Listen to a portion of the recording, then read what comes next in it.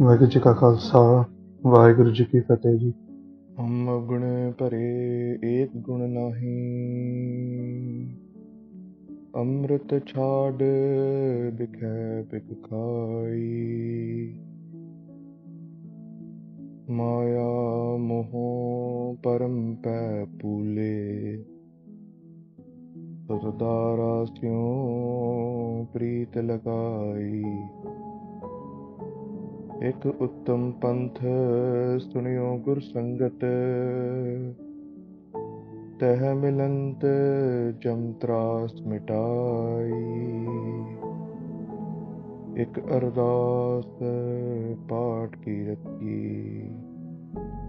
गुरु रामदास राखो शरणाई। एक अरदास पाठ कीरत की,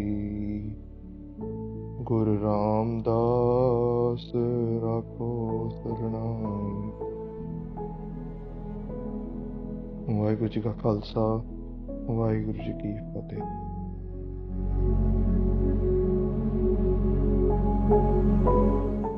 तो जब गुरु नानक देव जी पातशाह अपने मित्र के साथ जब साधुओं के आगे जो खाना रख देते हैं, तब साधु कहते हैं कि जब ये जो बाकी जो साधु हैं, संतरेन जी जो वहाँ के मुखी होते हैं, वो बताते हैं कि जब साधुओं की इच्छा होगी, जब उनकी मौज होगी, तब वो खाना खा लेंगे।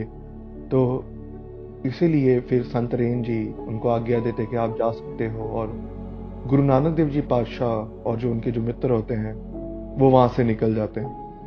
जैसे गुरु साहब और जो उनके जो मित्र हैं वो निकलते हैं, तो तब जो संतरेन जी हैं उनके उनके पास जो बाकी जो साधु होते हैं जो भक्ति कर रहे होते हैं, वो आके बैठ जाते हैं और जो संतरेन जी है उनके साथ वार्तालाप शुरू करते हैं। वो जो संत होते हैं वो सब संतरेन जी को बताते हैं कि वो जो बालक था वो कितना इनोसेंट था, वो कितना भक्ति वाली बातें करता था। क्योंकि हम सब जानते हैं, क्योंकि साधुओं की जिंदगी में भी ये हो चुका था कि कोई भी बच्चा उनके पास आया नहीं था, और अगर कोई भी बच्चा आया था तो कोई भी भक्ति वाली बातें कोई इतनी छोटी उम्र में नहीं करता। तो जो बाकी जो संत थे वो भी बहुत हैरान थे कि इतना छोटा बालक और इतना बड़ा ज्ञान। तो तब संतरेन जी उनको बताते हैं कि वो जो तुमने बालक देखा था वो केवल बालक नहीं था, उसके अंदर का जो प्रकाश था वो बहुत ज्यादा था, वो कोई आम बालक नहीं था। फिर वो जो बाकी जो संत होते हैं वो संतरेन जी को पूछते हैं कि आपने उसको जाने क्यों दिया, उन्होंने इतना बड़ा त्याग किया है। क्योंकि संगत जी उस वक्त जो 20 रुपए जो गुरु नानक देव जी ने उन साधु 20 रुपए की जो सामग्री लेके आए थे गुरु नानक देव जी में, आज के जमाने में अगर हम देखे कन्वर्ट करें तो it was almost equivalent to lakhs and crore of rupees. So आप खुद ही समझिए कि अगर आपको कोई लाख रुपए दे, ओके, सो आप पूरी की पूरी चीज तो आप कभी नहीं दोगे किसी को, राइट। जैसे आजकल जैसे गुरु गोबिंद सिंह जी पातशाह और जो गुरु महाराज है उनका एक सिद्धांत है दसबंद का, कि आपको 10th part of the earning है वो आपको जरूरतमंद को देनी है ना। तो वही कई लोग नहीं दे पाते। सो इतनी बड़ी अमाउंट पूरी की पूरी दे देनी, तो ये एक अपने आप में बहुत बड़ी बात थी। तो वो जो संत थे, वो जो मुखी जो हैं संतरेन जी को बताते हैं कि इतना बड़ा त्याग, इतना छोटा बच्चा और इतना बड़ा त्याग, इतनी बड़ी रकम का वो सामग्री देके गए हैं, आपने उनको जाने क्यों दिया। तो तब वो संतरेन जी जवाब देते हैं कि वो केवल एक बालक नहीं था, वो गुणों का खजाना था। जो जितने भी संसार में जितने भी गुण है ना, वो सब उस बालक में थे, वो कोई आम पुरुष नहीं था। जो वो बालक जो गुरु नानक देव जी पातशाह के जो मुख में जो प्रकाश था वो इतना ज्यादा था कि मानो 1000 करोड़ सूरज एक साथ चमक रहे हों। और संतरेन जी बताते हैं कि वो मैं देख नहीं पाया और इसलिए मैंने उनको जाने की आज्ञा दे दी। तो तब जो संत होते हैं वो बहुत हैरान रह जाते हैं कि इतना छोटा बालक और इतना बड़ा प्रकाश।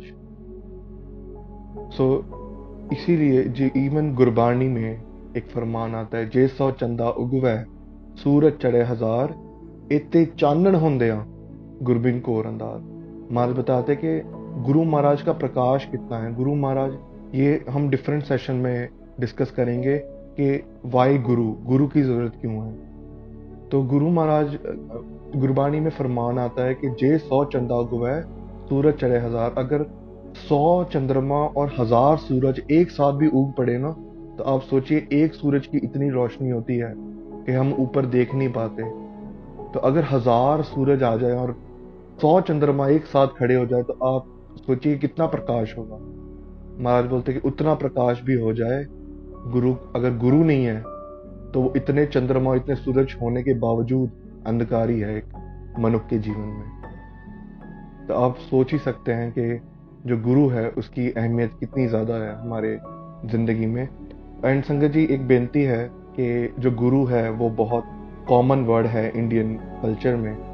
सो यहाँ पर जो सेशन में और आगे या पिछले सेशन में जितने भी गुरु वर्ड यूज़ किए हैं वो केवल पूर्ण सतगुरु के लिए यूज़ किए हैं। प्रेफरेबली गुरु नानक देव जी से गुरु गोबिंद सिंह जी तक और गुरु ग्रंथ साहिब जी के लिए वो बरते गए हैं, वो यूज़ किए गए हैं। सो फिर जो संत होते हैं वो बता 7 दिन के भूखे हैं।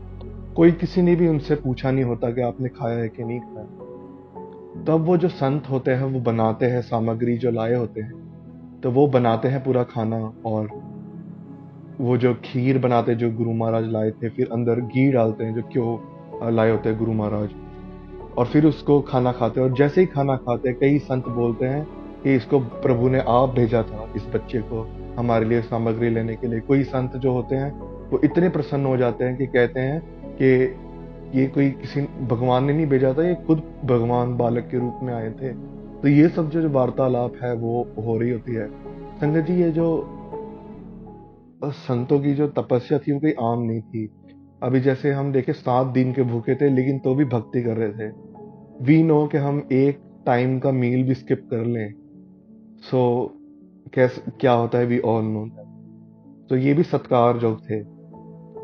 तो फिर जो उन्होंने खाना बनाया और फिर उन सब ने जो भोजन छका, तो भी बहुत ज्यादा भोजन बाकी रह गया था। क्योंकि आप समझ ही लो कि जो 20 रजतपन जो थे, जो 20 रुपए थे, बहुत बड़ी अमाउंट थी। तो आप सोच ही सकते हो कि कितनी सामग्री आई होगी उसमें। आगे चलते हुए दूसरी तरफ हम देखें, ये तो हमने देखा कि आश्रम में क्या चल रहा है। दूसरी तरफ गुरु साहब और उनके जो मित्र हैं वो वापस तलवंडी की ओर चलना शुरू कर रहे हैं। वो जंगल के बीच में से होते हुए जो गांव हैं वो गांव पार करते जा रहे हैं और तलवंडी की तरफ चलते जा रहे हैं। तभी गुरु महाराज लीला वर्ताते हैं। और वहां पर, क्योंकि संगत जी हमने हर सेशन में ये डिस्कस किया है, गुरु साहब कोई भी खेल खेलते हैं वो किसी की भलाई के लिए होता है, वो हम सब के लिए होता है। तो अभी क्या होने वाला है, लेट अस डिस्कवर। जैसे गुरु साहब और उनके जो मित्र हैं वो तलवंडी की तरफ चलते जा रहे, वहां पे धीरे धीरे करते गुरु महाराज को अभी चिंता सतानी शुरू हो गई है। अभी हम गुरु की बात करें तो गुरु महाराज तो खुद परमात्मा की जोत है, लेकिन हम सबको सिखाने के लिए गुरु महाराज ऐसी लीला वर्ताते हैं, ऐसा खेल खेलते हैं। गुरु महाराज को अंदर से चिंता सतानी शुरू हो गई है कि अब हम जाएंगे तो पिताजी को जवाब क्या देना। अभी मेहता कालो जी, हमने पिछले सेशन में देखा था कि जब मेहता कालो जी समझा रहे होते हैं गुरु महाराज को, वो पहले डांट भी लगाते हैं बहुत ज्यादा कि कहीं भी तुमको खेती करने भेजा, तुम खेत उजाड़ के ले आए। तो ऐसे बहुत ताड़ना की थी, बहुत स्कोल्डिंग्स, बहुत डांटा था गुरु महाराज को मेहता कालू जी ने। तो इसलिए जो उनके मित्र और जो गुरु नानक देव जी हैं वो बहुत डरे सहमे से जा रहे हैं तलवंडी में, क्योंकि उनको पता है कि बहुत डांट पड़ने वाली है। अभी जैसे गुरु महाराज के दिमाग में वो चीज आ रही है, वो जो उनके मित्र हैं उनको भी बताते हैं कि देख, अभी हमने जो पिताजी ने जो पैसे दिए थे वो हमने खर्च कर लाए हैं और सांसारिक तौर पे कोई मुनाफा नहीं हुआ है। तो देख, हम दोनों को बहुत डांट पड़ने वाली हम दोनों को। तो वो जो उनके मित्र होते हैं वो आपको पता ही है बच्चे कैसे होते हैं, तो वो जो मित्र थे वो हाथ दूर से ही मना कर रहे थे, ना ना ना ना ना, मैं नहीं जाऊंगा, मैं क्यों डांट खाऊं। मैंने बोला था तब कि जो पैसे हैं वो मत दो साधु को, चलो हम चलते हैं शहर, शहर जाके व्यापार करते हैं। लेकिन तुम ही बोल रहे थे कि हाँ हम खर्च करेंगे, और यही जो सबसे बड़ा जो सौदा है यही है जिंदगी में, अगर कुछ कर सकते हैं। अब जाओ, मैं नहीं जाने वाला, मैं तुम्हारे साथ घर पे नहीं आऊंगा। तो ऐसे ही दोनों की जो वार्तालाप है वो रास्ते में चलती जा रही है, और गुरु महाराज और उन दोनों के बीच में जा रही कि जाके होगा क्या। तो वो जो मित्र है वो पहले से ही मुकर गए कि हाँ, मतलब मैं नहीं जाने वाला तुम्हारे साथ। तुम जब मैंने बताया था कि खर्च मत करो, तब तो तुम माने नहीं, और अब मैं नहीं डांट खाने वाला तुम्हारे साथ। अगर मैंने बताया था तो मैं क्यों खाऊं, मैं क्यों डांट खाऊं। तो जैसे जैसे तलवंडी, जैसे ही शहर पहुंचा तलवंडी का, उनकी जो वार्तालाप चलती जा रही थी, दोनों के दोनों जो थे वो सहम गए। अभी संगत जी उम्र mostly 10 to 15 years of age की है, 10 से 15 साल की उम्र है गुरु महाराज और उनके मित्र की। मित्र जो है वो थोड़े छोटे हैं गुरु महाराज से। तो अब दोनों बहुत डर गए हैं, बहुत सहम गए हैं। और होता क्या है कि वो जो उनके मित्र है वो भाग जाते हैं अपने घर पे। वो नहीं देखते कि कौन है कौन नहीं, वो सीधा भाग के अपने घर पे जाके छुप जाते हैं। अभी गुरु महाराज अकेले खड़े हैं, और वो फिर अभी एक ऐसी जगह पे जाते हैं जहाँ पर जो एक लेक होता है, वहां पर वो सूखा हुआ होता है। लेक आप सब जानती है, एक वाटर बॉडी छोटी सी होती है, तो वहां पे वो सूखा हुआ है। तो वहां पर जाके गुरु महाराज छुप जाते हैं। तो अभी कहीं से मेहता कालू जी को खबर पहुंच जाती है, जैसे आप स्क्रीन पे देख रहे हो तो ऑलमोस्ट ऐसा ही दृश्य है जहाँ पर गुरु महाराज छुपे हुए हैं। थोड़ा सा जो नीवा एरिया है, जो थोड़ा नीचे है एरिया, वहां जाके छुपे हैं गुरु महाराज। मेहता कालू जी को खबर मिलती है कि के जो उनके मित्र हैं वो घर पे आ चुके हैं। तो अभी उनको शक होता है कि मैंने अभी अभी भेजा था, आज ही के दिन भेजा था, ये वापस कैसे आ गए एक दिन में। तो उनको पता लग जाता है कि कोई ना कोई गड़बड़ हुई है। वो जाते हैं चलते चलते, और जो उनके मित्र के घर है वहां पर दस्तक देते हैं। वहां पर जो उनके मित्र है वो कहते हैं उनको कहो कि मैं घर पे नहीं हूँ, मैं घर पे नहीं हूँ। लेकिन वो जो खबर होती है वो इतनी पक्की होती है कि उनको खींच के बाहर लेके आया जाता है। उनके जो मित्र है उनको फिर पूछा जाता है कि बताओ बताओ नानक कहाँ है, कहाँ है जो मैंने पैसे दिए थे, कहाँ है। क्योंकि हमने पिछले सेशन में देखा था कि जो पिताजी हैं मेहता कालू जी हैं, उन्होंने उनके दोस्त को जो रिस्पॉन्सिबिलिटी दी थी कि जो ये पैसे हैं तुम देखोगे कि नानक सही से खर्च कर रहा है कि नहीं। तो अब वो बताते हैं कि कहाँ है नानक, बताओ कहाँ है नानक, कहाँ है जो पैसे जो मैंने तुम्हें दिए थे। तो वहां पर जो उनके मित्र हैं वो थोड़ा डर जाते हैं अभी, ऑब्वियसली, क्योंकि वो जो डांट रहे हैं बहुत। और फिर वो जो भी घटना घटी होती है वो पूरा डिटेल में मेहता कालू जी को बताते हैं कि ऐसे ऐसे हम गए थे, वहां पर हमें साधु का आश्रम मिला, और वहां पर जो नानक है, जो गुरु साहब हैं, उन्होंने सब पैसे वहीं जो भूखे साधु हैं उनको खाना खिलाने में ही खर्च कर दिए। मेहता कालू जी को बहुत गुस्सा आता है, वो गुस्से से भर जाते हैं, और वो चिल्लाते चिल्लाते नगर के बीच में से जाते हैं। और जैसे जाते हैं वहां पर जो पूरा जो तलमंडी का जो शहर है वो इकट्ठा हो जाता है। जहां भी मेहता कालू जी जा रहे हैं उनके पीछे पीछे लोग जुड़ते जा रहे हैं। अभी ये जो बात है वो माता तृप्ता जी, जो कि गुरु साहब के माता जी हैं, वहां पर पहुंचती है, और माता तृप्ता जी बहुत घबरा जाते हैं। उनको जैसे एक माँ को, भले जितना ही कोई गलती कर ले बच्चा, लेकिन एक माँ के हृदय में हमेशा वो जो ममता की जो भावना है वो रहती है। तो माता तृप्ता जी घबरा जाती हैं कि उनको, कि ताकि मेहता कालू जी ज्यादा ही ना डांट दे। तो इसलिए जो माता तृप्ता जी हैं, बेबे नानकी जी, जो गुरु साहब की जो बड़ी बहन है, और जो बाकी जो नौकर है उनको भेज देती हैं, ताकि जो मेहता कालू जी है वो ज्यादा ना बोल दे गुरु महाराज को। मेहता कालू जी बहुत गुस्से में है, बहुत मुंह उनका लाल हुआ पड़ा है गुस्से से। और जैसे ही वो जाके ढूंढते हैं गुरु महाराज को, तो वो उनको दिखता है कि वो जहाँ पर तालाब है, जो एक सूखा तालाब है, वहां पर गुरु महाराज छुप के बैठे हुए हैं। मेहता कालू जी दूर से ही आते हुए जो गुरु महाराज का जो हाथ है वो बहुत बहुत जोर से पकड़ते हैं, और उनको बाहर खींच के लेके आते हैं, और बताते कि बताओ मुझे कहाँ है पैसे जो मैंने तुम्हें दिए थे, यहाँ छुप के क्यों बैठे हुए हो। तो वहां पर ही ताड़ना बहुत ज्यादा डांटा, मेहता कालू जी ने बहुत ज्यादा डांटा। उनका गुस्से पे काबू नहीं था। तो वहां पर ही मेहता कालू जी ने बहुत सारी चीजें जो थी वो गुरु साहब को सुनाई कि जब से तुम पैदा हुए तब से तुमने नुकसान कराया है। जो भी तुम्हें काम सौंपा जाए तुम उल्टा ही करके लाते हो। जहां पर तुम्हें मुनाफा कमाने के लिए तुम्हें भेजना होता है, वहां ही तुम नुकसान करा के ले आते हो। इतनी बड़ी रकम थी, तुम दे के आ गए, अब कहां से लाओगे इतनी बड़ी रकम तुम? तो बहुत डांटा गुरु महाराज को। और जब वो डांट रहे होते हैं, गुरु महाराज अपना जो मुख है, जो कोमल जो फेस है गुरु महाराज का, वो नीचे कर लेते हैं। मेहता कालू जी बहुत डांट रहे हैं उनको, और डांटते डांटते जो मेहता कालू जी हैं वो इतने गुस्से में होते हैं कि गुरु साहब को बहुत बारी बहुत जोर से वो थप्पड़ मारते हैं। और जिसकी वजह से इतनी जोर से मारते हैं मेहता कालू जी, और इतनी बार मारते हैं कि जो गुरु साहब का जो गाल है वो पूरा नीला पड़ जाता है। अभी जब मेहता कालू जी जब डांट रहे हैं, जब उन्होंने थप्पड़ मारा, तो जो गुरु साहब हैं उनके जो आंखों से अथरू आने शुरू हो गए। और वहीं से बेबे नानकी जी भागते भागते आती हैं। और जब वो ये दृश्य देखती हैं तब वो दौड़ के जाती हैं, और जो पिताजी हैं मेहता कालू जी और गुरु नानक देव जी को अलग कर देते हैं। जो हाथ है वो छिड़वा देती है, जैसे छिड़वाती है।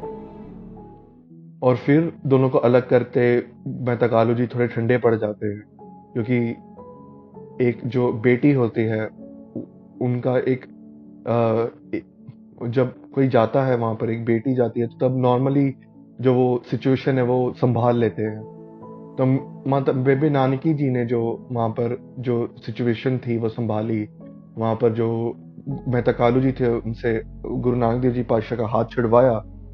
और फिर वो देखती हैं कि जो गुरु नानक देव जी का जो गाल है वह पूरा नीला पड़ चुका है, इतनी जोर से मारा है मेहता कालू जी ने, और वो रो रहे हैं।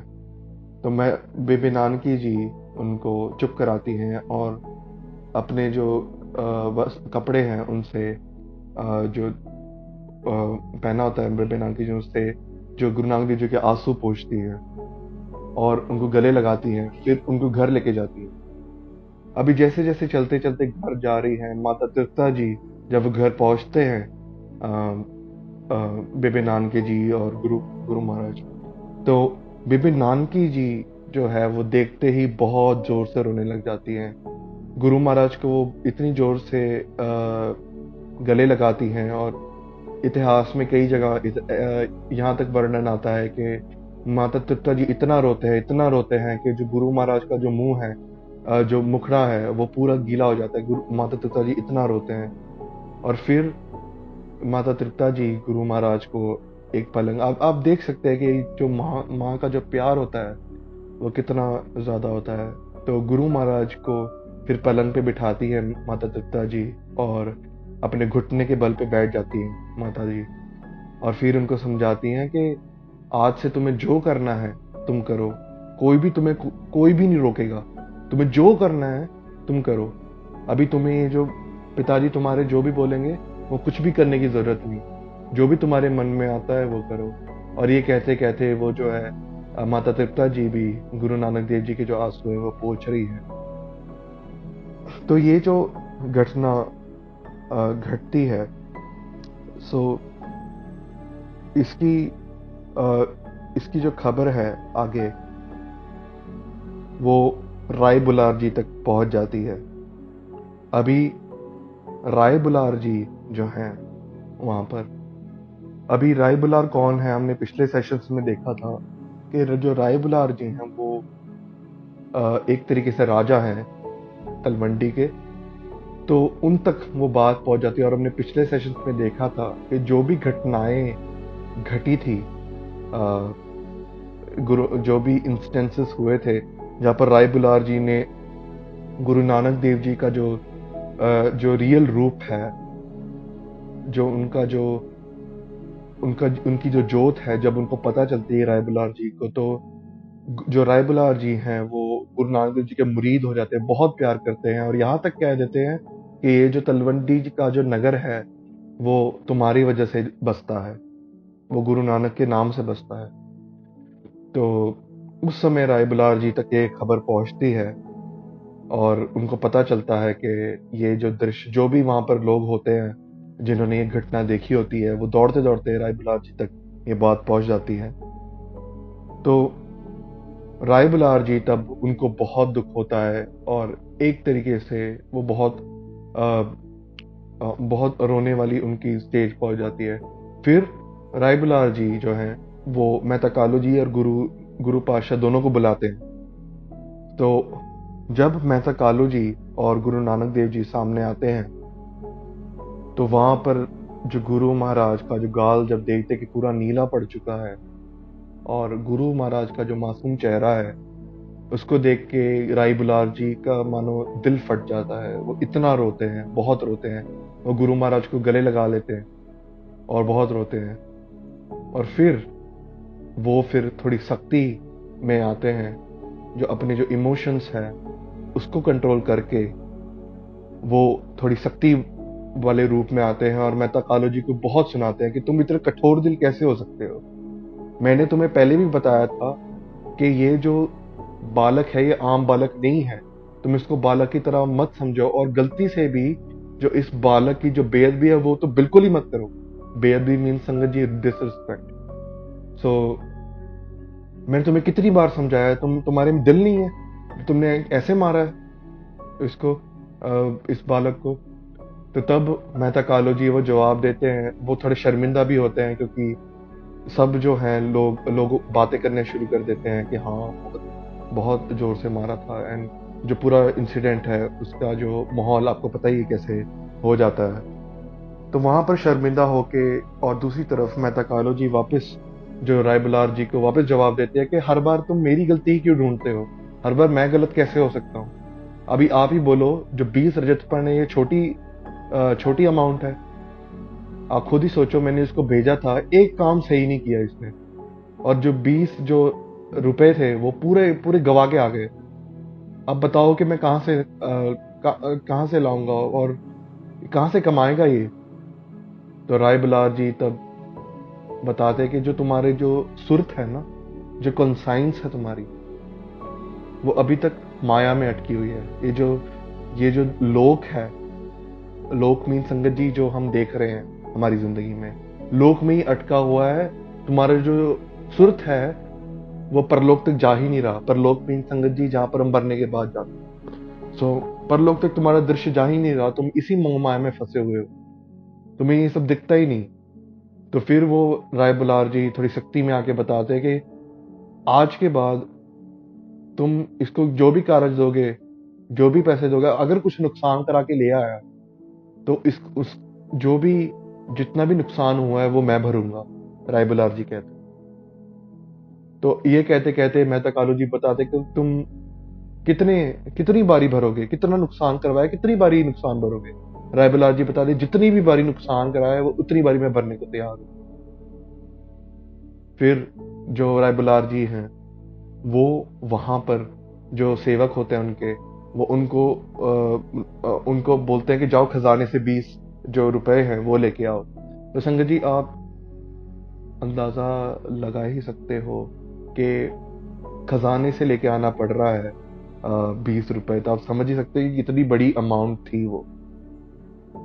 तो जब वो लेके आए, जो राय बुलार जी के उस सेवक लेके आते हैं और जो अमाउंट है राय बुलार जी वो मेहता कालू जी को दे देते हैं और कहते हैं कि आज के बाद ये बेअदबी नहीं करनी गुरु साहब की। तो संगत जी यहाँ पर देखने वाली चीज ये है कि कितना प्यार भरा हुआ है राय बुलार जी, इतना बड़ा प्रेम, इतना ज्यादा प्यार। संगत जी एक वीर जी से मैं जब एक बात कर रहा था, विचार कर रहे थे हम गुरुमत पे, तो मैंने उनसे पूछा कि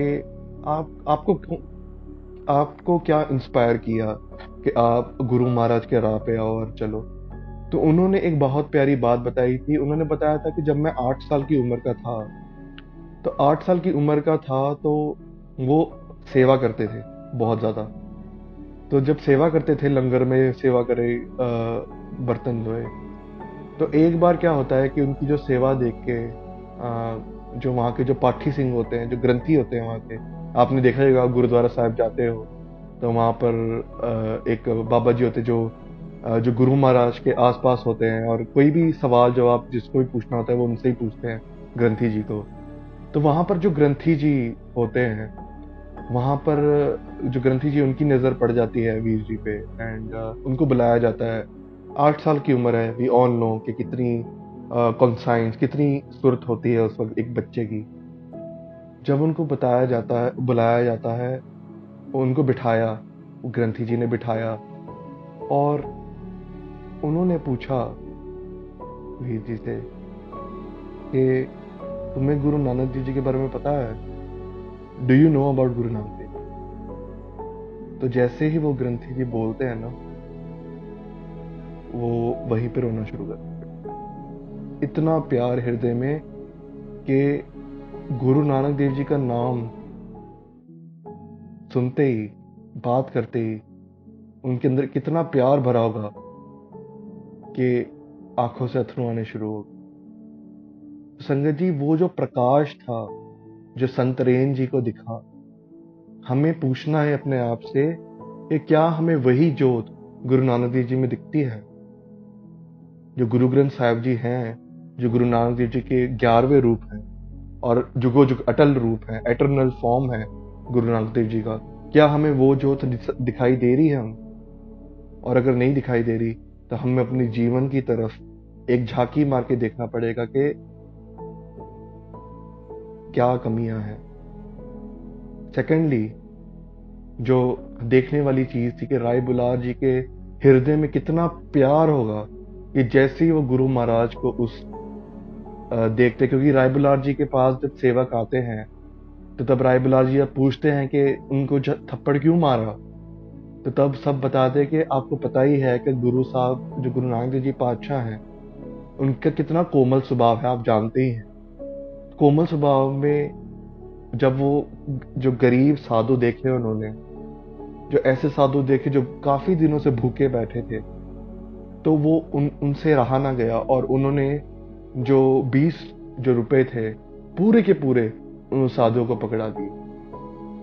तो कितना कोमल स्वभाव, कितना कोमल जो शख्सियत होगी गुरु नानक देव जी पातशाह की उस समय। तो राय बुलार जी के दिल में गुरु नानक देव जी के लिए जगह कितनी बड़ी है कि जब उन्होंने देखा कि जो गुरु महाराज के गाल पूरे नीले पड़ चुके हैं, वो कैसे मेहता कालू जी को बुलाते हैं और कैसे डांटते हैं उनको। हमें भी ये एनालाइज करना है संगत जी, जिनको नहीं पता। तो 2015 में जो पंजाब में गुरु ग्रंथ साहिब जी की बहुत ज्यादा बेअदबी हुई थी। बेअदबी मीन्स डिसरिस्पेक्ट हुई थी। तो दिसंबर का महीना था, नवंबर दिसंबर, करीबन 2 महीने में ही पंजाब में डिफरेंट डिफरेंट विलेजेस में जो गुरु ग्रंथ साहिब जी है उनका जो स्वरूप था, तो कई जो अंग थे संगत जी, अंग मतलब जो गुरु ग्रंथ साहिब जी आप सब जानते ही हैं कि एक स्क्रिप्चर के रूप में है, एक शब्द रूप में है। तो उनके जो पेजेस होते हैं, हम पेजेस नहीं बोलते, सत्कार से हम उनको अंग बोलते हैं, क्योंकि अंग जैसे एक जीवित रूप में गुरु महाराज की जागती जोत है ना। तो गुरु महाराज के जो अंग हैं, वो कोई जो नोटोरियस एलिमेंट्स हैं वो आते हैं और वो फाड़ के वो उन्होंने कई जो अंग है वो गटर में डाल दिए जाते, कई जो अंग है गटर में मिलते हैं, कई अंग जो हैं वो रास्ते में मिलते हैं। So it was no less than a war. एक एक एक एक एक तरीके से ये एक जंग की निशानी है, क्योंकि कोई भी पिताजी के दस्तार उतार दे तो this is not less than that thing. तो तब इतनी बेअदबी हुई गुरु ग्रंथ साहिब जी की, and there were multiple cases. जो संगत है वो प्रोटेस्ट करती है वहाँ पर वाहिगुरु सिमरन से, एंड जहाँ पर वहाँ पर पुलिस ने जो 2 शांतमय तरीके से जो प्रोटेस्ट चल रहा होता है, वहाँ पर 2 जो श्रद्धालु होते हैं उनको गोली मार दी जाती है वहाँ पर, एंड आज तक वो केस चलता आ रहा है, and they were not given justice. लेकिन ये केसेस कई जगह पे होते रहते हैं। तो हमें भी ये देखने की जरूरत है, हमें भी अंदर झांकी मारने की जरूरत है कि हमारे दिल में भी गुरु ग्रंथ साहिब जी की उतनी ही जगह है जितनी राय बुलार जी के दिल में गुरु नानक देव जी की थी। क्योंकि अगर पहली बार में ही ये जब इंसिडेंट हुआ था, तो अगर जो प्यार करने वाला जो व्यक्ति था वो उसी समय पहरा लगा लेता गुरुद्वारा साहब के बाहर कि अब ये अगली बार से नहीं होने दें, तो हमें भी ये सोचना है कि क्या हमारी श्रद्धा है उतनी जितनी राय बुलार जी की थी। जब गुरु महाराज घर पे आते हैं, कई लोग पाठ रखवाते हैं घर पे, गुरु महाराज का जब स्वरूप आता है घर पे, तब वहां पर गुरु महाराज, कई बार ऐसा होता है कि स्वरूप आता है और दरवाजा खुला ही नहीं होता घर, जो घर वाले होते हैं वो और कोई काम कर रहे हो एट दैट टाइम। तो आप सोचिए गुरु नानक देव जी खुद चल के आपके घर आ रहे हैं और आप घर बंद करके आराम से टीवी देख रहे हो। तो हमें भी देखना है वो क्या हमारे दिल में भी वो सत्कार, वो प्यार है कि नहीं। अभी ये ही वो गुरुद्वारा साहब है, गुरुद्वारा तंबू साहब, जहाँ पर गुरु मेहता कालू जी ने गुरु नानक देव जी को जब 20 रुपए वो दिए थे व्यापार करने के लिए, आज के दिन ये पाकिस्तान में है। तो यही वो पावन पवित्र धरती है जहाँ पर ये साखी जो मैं आपको बता रहा था, ये जो वापरी थी। अभी लर्निंग्स क्या मिलती है हमें इस साखी से? सबसे पहले लर्निंग मिलती है कि आप अपना हृदय कोमल बनाइए। अभी जो भगत हैं और हम जैसे लोग हैं, दोनों एक ही दुनिया में रह रहे हैं, दोनों को वही पशु दिख रहे हैं, दोनों को वही इंसान दिख रहे हैं, लेकिन फर्क क्या आता है? जब हम भक्ति करते हैं, जब हम सेवा करते हैं, तब हमारे अंदर जो हमारा हृदय है ना, वो पवित्र होता जाता है। जैसे पवित्र होता जाता है हमारा हृदय, वैसे ही हमारे हृदय में दया बहुत ज्यादा आ जाती है। अभी लंगर की बात करें, गुरु नानक देव जी पातशाह ने की जो वो 20 रुपए की जो बात थी, वो आज तक कई जो गुरसिख ऐसे हैं जो लोन ले लेते हैं ताकि वो संगत को लंगर छका सके। तो ये कितनी बड़ी बात। ओके, सो क्यों? अभी हमारे जैसे भी तो भूखे देखते हैं, हम भी देखते हैं कि स्ट्रीट डॉग्स कितने भूखे, हम भी देखते हैं कि वो जो चिड़िया हैं, गर्मी के मौसम में कोई भी उनको सोर्स नहीं है उनके पास, लेकिन डिफरेंस कहाँ आता है हमारे में और वो जो एनजीओस जो दिन रात काम कर रही हैं, जो स्लम्स में जाके काम कर रहे हैं, जो एनिमल्स के लिए काम कर रहे हैं, डिफरेंस कहाँ है? डिफरेंस है हमारे हृदय में।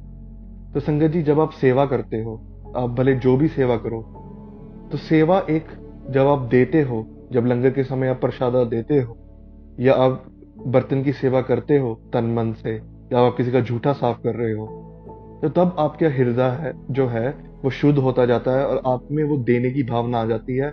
और अगर आपने सेवा अच्छे से की है, अगर मन में सिमरन करके की है सेवा, तो वो जो है वो आपके अंदर, आपका जो हृदय है वो बहुत कोमल कर देता है, और आपको भी जो दया है आपके अंदर इतनी भर जाती है कि आप भी किसी को दुखी नहीं देख सकते, फिर आप भी किसी को भूखा नहीं देख सकते, और आपके अंदर भी वो फिर वो जो संत वाला भाव है वो आ जाए। दूसरी चीज जो सिमरन है, जब हम प्रभु का नाम जपते हैं, तो जब हम नाम जपते हैं धीरे धीरे करके, तो वो बहुत सारी खेल खेल लेते हैं। जैसे हमारे अंदर जो फीलिंग्स हैं, जो थॉट्स हैं, अभी हमारे अंदर भी तो वो भगवान की जोत है ना?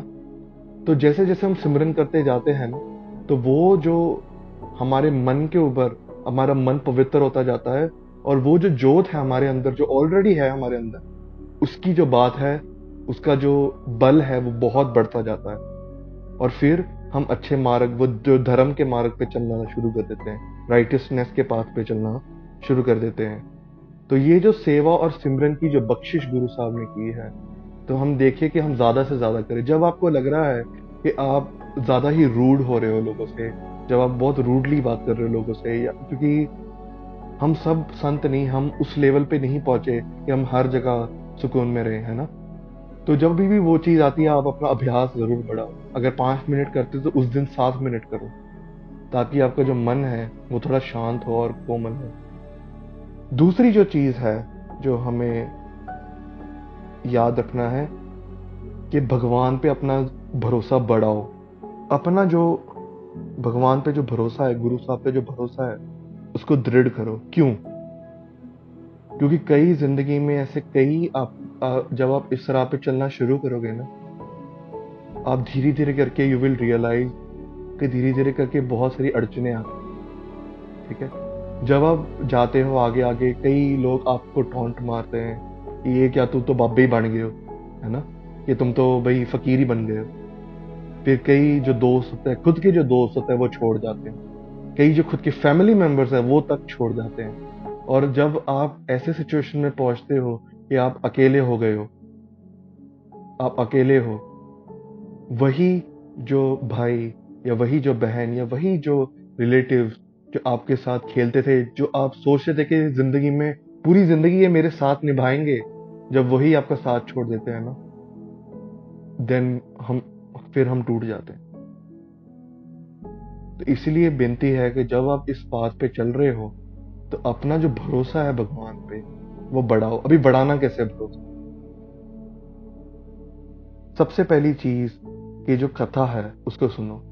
कथा जो सरमन्स जैसे हमारी विचार चल रही है अभी, तो ये ज्यादा से ज्यादा सुनो, क्योंकि जब आप सुनोगे आप और गुरसिखों की कहानियां सुनोगे कि कैसे उनका घर चला गया, उनका सब कुछ तबाह हो गया, लेकिन कैसे उन्होंने गुरु का पल्ला नहीं छोड़ा। तो जब हम बहुत ज्यादा कथा सुनते हैं ना संगत जी, ये एक ह्यूमन साइकोलॉजी है कि जिसके साथ हम ज्यादा टाइम स्पेंड करेंगे हम वैसे ही बन जाएंगे। तो जब आप कथा सुनोगे उन सूरमों की, जो महान वॉरियर्स की आप जब कथा सुनोगे, जब ऐसे गुरसिख प्यारों की कथा सुनोगे कि जिन्होंने सब कुछ त्याग दिया लेकिन गुरु का मार्ग नहीं छोड़ा, तो तब आप में वो बल जरूर आएगा।